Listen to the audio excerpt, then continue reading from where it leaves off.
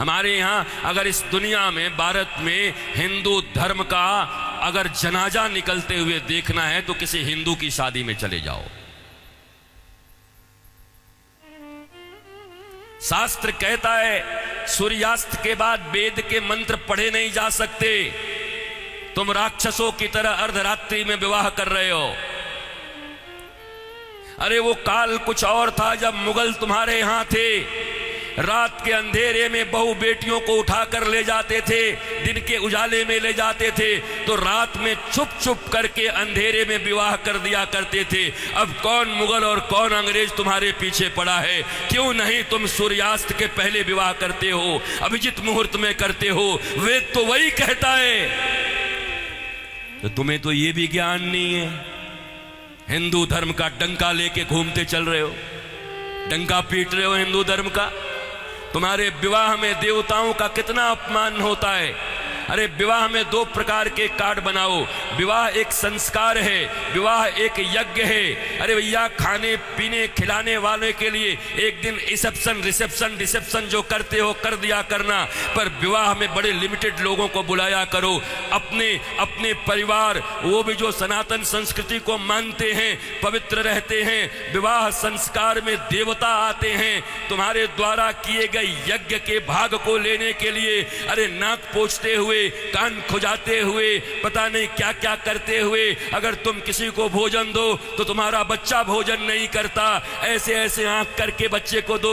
She mummy, कितनी गंदी हो तुम। और देवता आते हैं तुम्हारे बेटे और बेटियों के विवाह में। वो एक यज्ञ होता है। कोई शराब पी के खड़ा होता है, कोई गांजा पी के खड़ा होता है, कोई गुटके खाए रहता है, चमड़े के बेल्ट पहने रहते हैं, जूते पहने रहते हैं। 3 घंटे तक दूल्हा उपवास नहीं रह सकता। कोई फूफा बन के पेप्सी ढकेल देता है, कोई जीजा बन के कोक ढकेल देता है। अरे आज 3 घंटे जो अपने सिया को, अपनी जानकी को पाने के लिए उपवास तक नहीं कर सकता, वो क्या पालेगा अपनी पत्नी को, धर्म पत्नी को?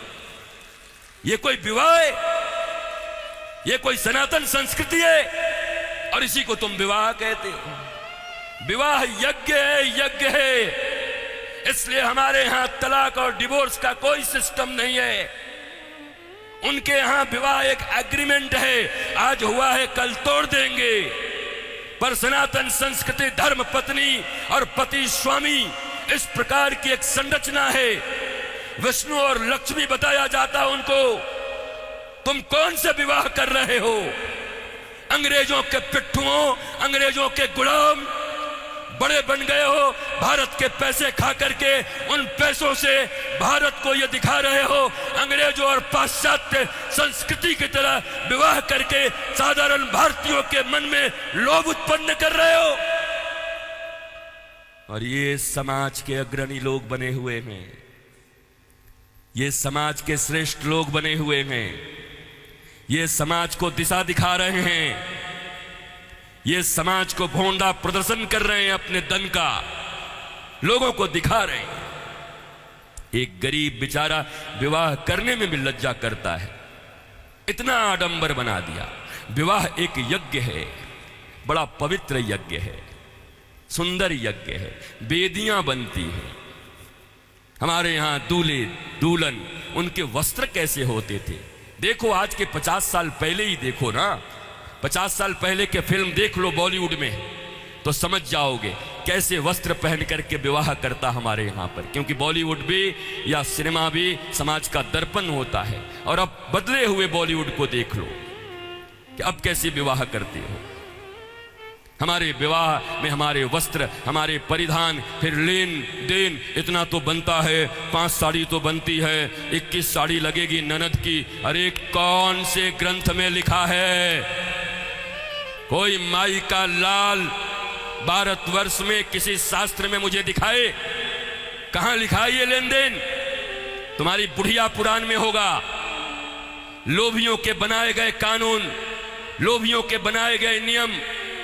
अरे जरा सोचो, एक बच्ची, एक बेटी अपना नाम, अपना गोत्र छोड़कर आती, अपना टाइटल छोड़ करके आती, अपने घर परिवार, माता पिता, भाई बहन, सखी सहेली छोड़कर आती और तुम्हारे वंश को बढ़ाने के लिए तुम्हारे घर में आती है, उसको भी टीवी, फ्रिज और कार के लिए मिट्टी, तेल और पेट्रोल से जला देते हो। तुम्हें शर्म नहीं आती?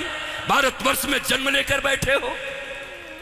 तुम्हारी बाजुओं और भुजाओं में अगर शक्ति है तो अपने पैसे से कार खरीद लो, अपने पैसे से फ्रिज खरीद लो, क्योंकि छोटी छोटी बच्चियों के पिता तो बचपन से उसके लिए खिलौना खरीदते रहते हैं। जब छोटी रहती है 5 रुपए का, थोड़ी बड़ी हो जाती है थोड़ा और बड़ा, थोड़ी बड़ी हो गई साइकिल खरीद लिया, थोड़ी बड़ी हो गई स्कूटी खरीद दिया, और बड़ी हो गई अच्छे घर के हैं कार खरीद दिया 5 लाख का, और एक दिन फिर जा करके 5 करोड़ में एक गुड्डा खरीद के ला के दे दिया। तो खरीदे हुए सामान की जो इज्जत होती है वही दूल्हे की भी इज्जत होती है। दूल्हा बिकता है, बोलो खरीदोगे?